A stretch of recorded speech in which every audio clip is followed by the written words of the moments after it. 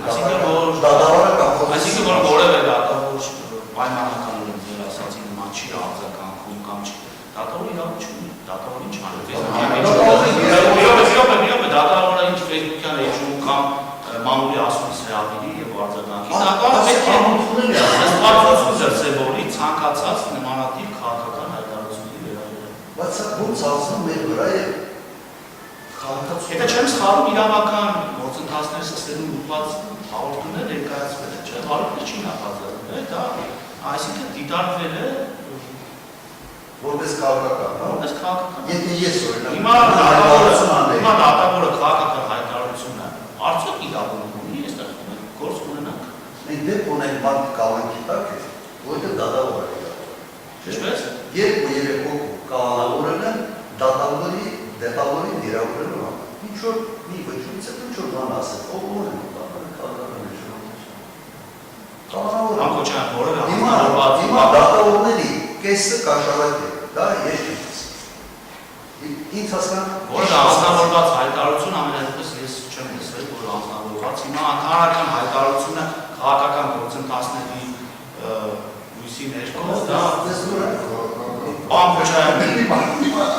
անկեղծել է ասել։ Ես դատավոր եմ, շատ բան կարող է ինձ դուր գալ կամ չգա, բայց ես կաշկանդություն ունեմ շատ հարցերի վերաբերյալ անգամ կարծիք արտահայտել։ Կարծում եմ այսքանով կաշկանդությունը իմ պաշտոնն է։ Եվ դա որևէ կերպ պետք է իմ գործողության վրա չանդրադառնա։ Լսեցի Սարգսյանի անցած ես իմ արտահայտությունը ստացել։ Իմ վերաբերյալ դիտել որ առաջ եթե SMS-ով բանով դառնում, հիմա հրապարակային խոսքով են ասում սենց դիքա։ Ես ինչ ասել եմ սակիքա։ Անկոչյան, ինձ ոչ SMS են ուղարկել, ինչ հրապարակային խոսքով կոնկրետ չգիտեմ։ Բայց լսել եք չէ՞։ Լսել եմ, ձեր ասածը ես լսել եմ։ Նոր ասեմ չեմ լսել։ Ես ձեր ասածը լսել, բայց ինչ կապ ունի։ Դու որևէ անգամ, ասեմ ինչ կապ ունի մեր։ Ասեմ ինչ կապ ունի, որովհետև ես ուրիշ քրական գործով չեմ։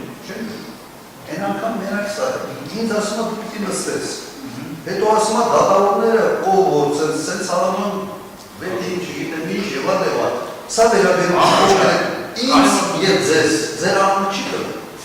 բայց կոնկրետ վերաբերում է ձեզ, որտեղ ես ուրիշ դատական գործում չկան, ստեղ են կապ։ Տեսեք, կասավոր դատարանի վրա պետք է ընկարել, թե ոչ, դատավորական հստակ ընթացական կա, ճիշտ է, այս քրեական գործը մենք ստացել ենք չվաղել դատարանից, բայց երբևիցե այս քրեական գործով իրականացվել է նախաքննություն, արդ իրականացվող քննիչը կամ քննչական խմբի ղեկավարը քննչական խմբի գործը համոզվածություն է ունեցել, որ անձի դատապարտումը մեծապես հավանական է, կազմել է մեղադրական եզրակացություն, այդ մեղադրական եզրակացությունը, տեսեք, օրենսդրական ձևակերպում մեծապես հավանականություն է։ Հակառակ դեպքում դատարանը կամ դատախազը ունենային նոտարի ֆունկցիա, այսինքն ինչ բերեի մենք պետք է հաստատենք։ Մեղադրական եզրակացության գործուղարկվել է հսկող դատախազին, հսկող դատախազն է մեծապես հավանականությունը հաստատված համարելով ուղարկել է դատարան, քրեադատավարական գործընթացներն են ներկայացնում։ Դատարանը պետք է պատշաճ իրավական ընթացակարգով քննարկի, եւ եթե դատարան ներկայացվել են եւ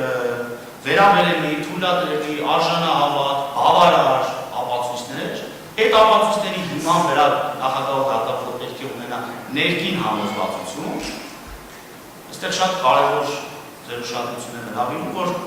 նախագահ դատավոր, առհասարակ դատավորը չի կարող ուղղակի համոզվածություն ունենալ, որ այս կամ այն անձը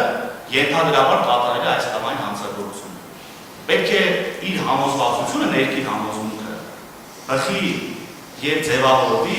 գործով դատարան ներկայացված ապացույցների հիման վրա։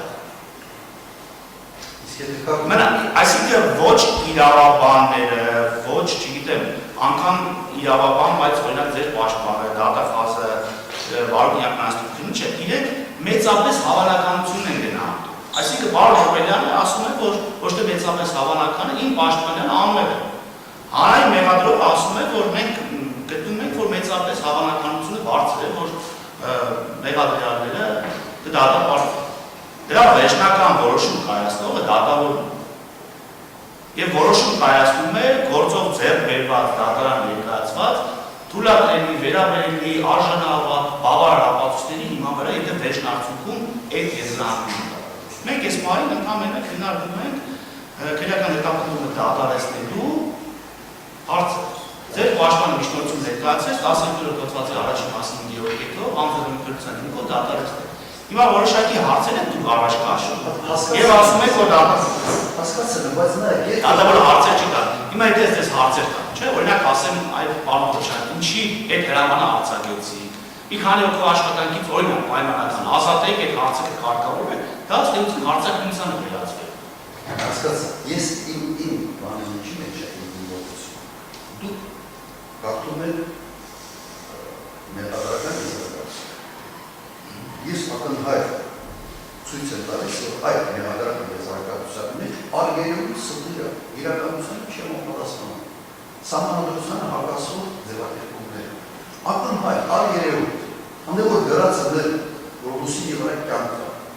դուք ընդունել եք, դուք չէիք ուղղակի կասեք տարեք նրա, քրկի բերեց։ Այս արգելյույթ իրականության չանպատասխանող մանը ող է։ Չեն կարող։ Չեն կարող, ուրեմն պիտի կարճի քայլելուց։ Դուք դա չեք կարող։ Հիմա իմ ասածը սա է, դուք այդ հարցերի վերաբերյալ որևէ հարց չեք տվել, որովհետև դուք չեք իմացել ինչ անել պատասխանների։ Հիմա իմ ասածս հետևյալն է, ինձ որ կոնկրետ ասում են ազնական շարադիտական է պահ բերելու համար, ասում են սա արարել է Սերժ Սարգսյանի համար։ Ու չեն ասում։ Ամենքի հաստատենք կամ հերքի են։ Չէ, ոչ, այդ եզրակացության մեջ չի գրած Սերժ Սարգսյանը Նենց են դրել, ոնց որ Սերժ Սարգսյանը իմ հարևանը, սա ես հարևանի բերել սա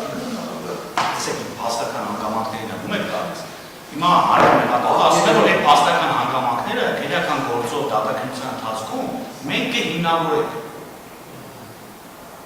Ձեր պաշտպանն ասում է չի հիմնավորվի, կհերկվի։ Ախր ես ստեղ ինչ բան ասում եմ, հիմա մենք քննարկում ենք վերել անձեռնունքերության։ Եթե այդ մասերը չգերեին, Մերոպ, չէ։ Եթե չգրածն է, հիմա չէ կարող կատարել, ասի, դե սա ազնական տվյալ, ազնական վերաբերում բան։ Չէ, տեսնում ինչ արածախում։ Հիմա իմ ասած հետևյալն է, ակնհայտ կեղծ, երևույթ կեղծ, բացահայտ կեղծ բաներով գրածալ եւ այս մեղադրական եզրակացությունը դուք եք ընդունել եւ թույլ եք տվել